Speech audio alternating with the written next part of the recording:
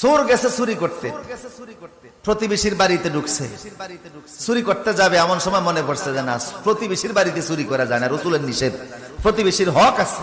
হাসরের ময়দানে যদি আল্লাহ আমারে জিজ্ঞেস করে প্রতিবেশীর হক আদায় তো করলি না, চুরি করতে গেছিস, আমি কি জবাব দেব? চুরি করা যাবে না, চলে গেছে। পরের দিন গেছে চুরি করতে আরেক ঘরে, ঘরের ভিতরে চুরি করতে যাবে, দেখে যে মূর্তি, খোঁজ দিয়ে দেখে এটা খ্রিস্টানের বাড়ি।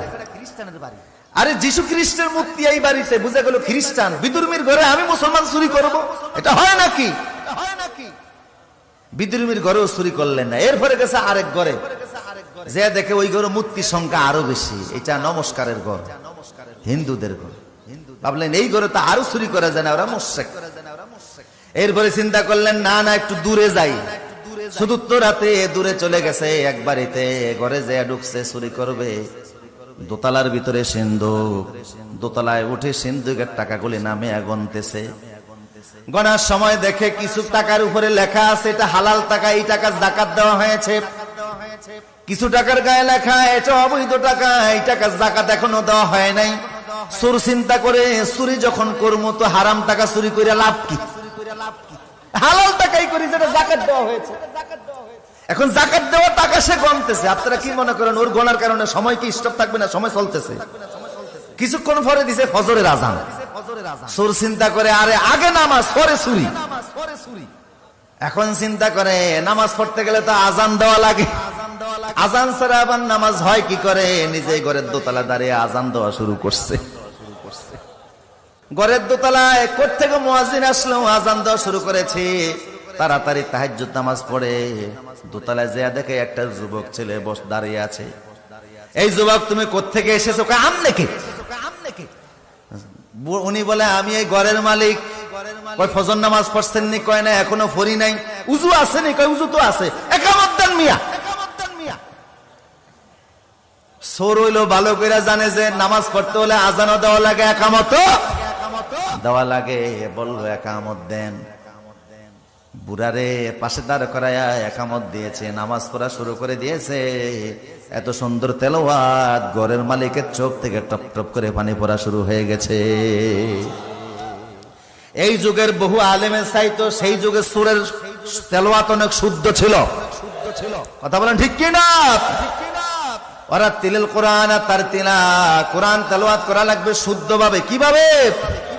কিন্তু বহু মুসলমান আছে 70 থেকে 80 বছর বয়স হয়ে গেছে, 40 বছর নামাজ পড়তেছে, এখনো তেলাওয়াত শুদ্ধ। রাসূল বলেছে রুব্বা কারিন আল কুরআন ইয়ালআনুহু, অনেক মুসলমান আছে কোরআন তেলাওয়াত করে অথচ কোরআন তাদেরকে অভিশাপ দেয়। এই অভিশাপ থেকে বাঁচতে হলে কেরাত শুদ্ধ করার দরকার আছে না নাই? আর বাংলাদেশে এর চাইতে বড় সুযোগ আর দুনিয়ার কোন দেশে নাই। কারণ এত আলেম, এত মসজিদ, এত মাদ্রাসা পৃথিবীর আর কোন দেশে।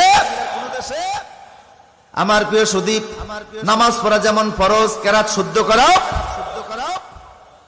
চোর তেলাওয়াত শুনে গৃহস্থ মানে খুশি হয়ে গেল, খুশি হয়ে বলে তুমি কে, তোমার পরিচয় দাও। বড় সুন্দর কণ্ঠ দিয়ে নামাজ পড়িয়েছো, আমি বড় মুগ্ধ হয়ে গিয়েছি। চোর বলে আর পরিচয় দেওয়ার দরকার নাই, যা হওয়ার তা হয়ে গেছে, আমি যাচ্ছি, আসসালামু আলাইকুম। উনি বলে না, পরিচয় দেওয়া লাগবে। কেন এসেছো আমার ঘরের দোতলায়? তুমি কেন আসছো? কেমনে ঢুকছো? যুবক বলে আসছিলাম একটা কাজে, এখন আর সুযোগ নাই করার, ধরা পড়ে গেছি। মালিক বলে না, বলা লাগবে। বলে ও মালিক, পেটের অভাবে চুরি করতে বের হয়েছি, আপনার ঘরে আসছিলাম, টাকা গুনতে গেছি, এমন সময় আজান দিয়ে দিয়েছে। ভাবলাম চুরি পড়ে আগে নামাজ, নামাজ পড়তে যে ভাবলাম আজান দেওয়া লাগে, আজান দিয়েছে। আপনি আসলেন, একামত দিয়ে জামাতের সঙ্গে নামাজ পড়েছি। এখন আপনার সামনে আর আপনার টাকা নেই কেমনে? উনি বলে আমার ঘরে কি এই প্রথম আসতো না? অন্য ঘরে গিয়েছিলাম খ্রিস্টানের ঘরে, মূর্তি দেখে অমুসলিমের ঘর, সে অমুসলিমের ঘরে থেকে আমি চুরি করি নাই। এরপরে গিয়েছি আমি হিন্দুর ঘরে, অমুসলিম ইসলামের দুশ্মন, তার ঘরেও চুরি করি নাই। এরপরে গিয়েছি প্রতিবেশীর ঘরে, তার ঘরেও চুরি করি নাই। তারপরে আসছি আপনার ঘরে। এইভাবে করে আপনার ঘরে আইসাও তো নিতে পারলাম না। উনি বলে তুমি যাইতে পারবা না, তুমি এখানেই থাকো। তালা মাইরা নিজে নিচে গেছে, যুবকের ঘরে আটকে নিচে চলে গেছে। স্ত্রী রে নিজের কন্যা বিবাহের উপযুক্ত হয়েছে একটা মুত্তাকি ছেলে তালাশ করতেছিলাম। আমার তো